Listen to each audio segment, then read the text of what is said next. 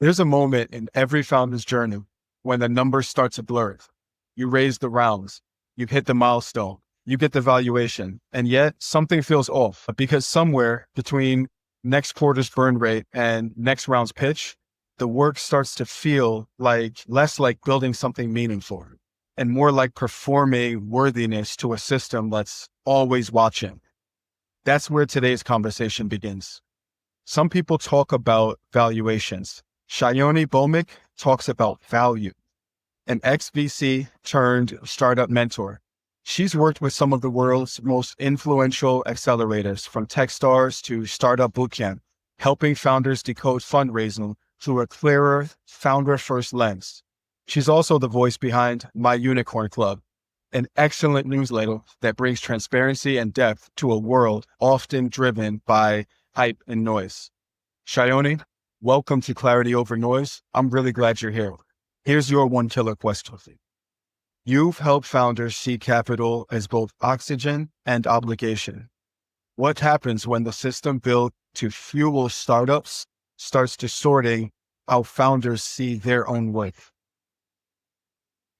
First of all, thank you, Tare, for welcoming me to this wonderful podcast. And you're doing a great job of minimizing information and bringing this clarity over, like, to a world where there's so much noise. To answer your question, I think I can just first take up a very important problem that I see in startups today. So just to build that entire context.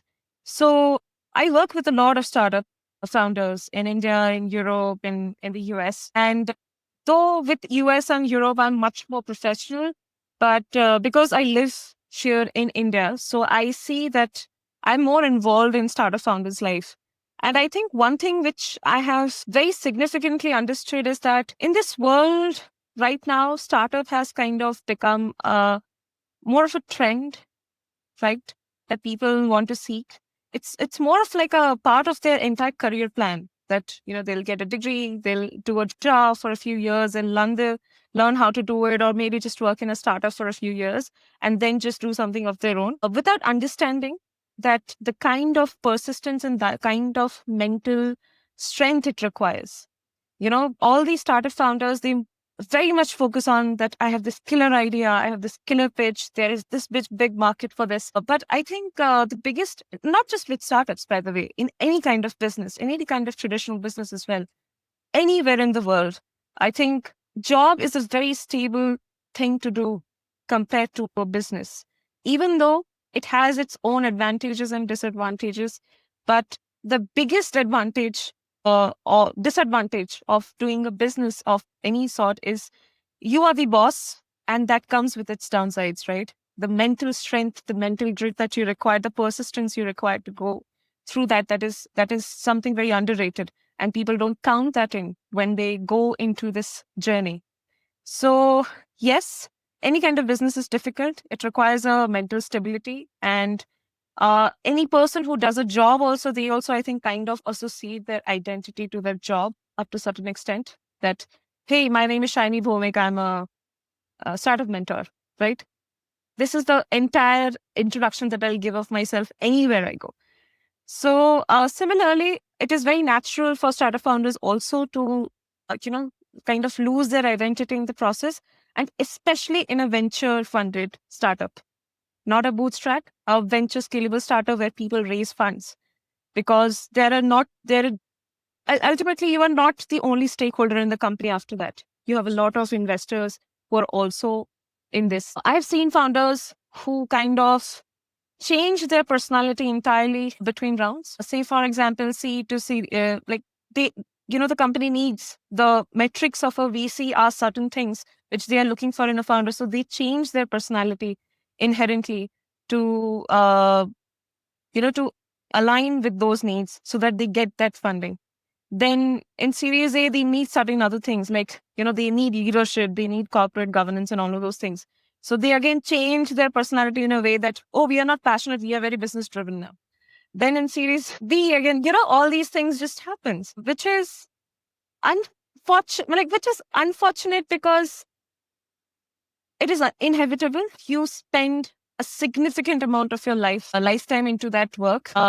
People make a lot of capital in the process of startup. People get into it because they know that you can become a millionaire faster through this journey than actually going through a job. So just imagine 40 years of work being compressed in 10. So that means it's not like that you'll have your normal working hours. You will be actually putting in a lot and lot of your soul, your time, you'll there will be a lot of cost of relationships and everything, your health, your mental health, everything goes down. And that is the cost.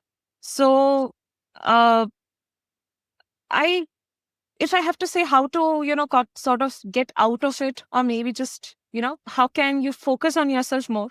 I think that is to have some grounding relationships in your life. I have seen that people who generally come from a very stable background, not financially also it's fine, but having stable relationships in your life, which keeps you grounded, and like friends or family, or especially a partner, like whoever it is, like whoever you prefer. It can be as simple as like your sibling or your spouse or anything which keeps you grounded throughout that journey. Or maybe your co-founders who also sees you from day one. I think that relationship is something that keeps you grounded. And you come back home and you just leave that behind. Though it's not possible 100%, but that keeps you sane up to a certain extent. So that's my answer. I hope. Somebody hears it and actually like starts focusing on their relationship more. There's not going to be a time when the startup, like generally founders feel that they'll go, then they'll work on their startup and the relationships are there. They'll come and cater to that once they have done their bit at work. But trust me, in order to succeed in work, you need to have that relationship.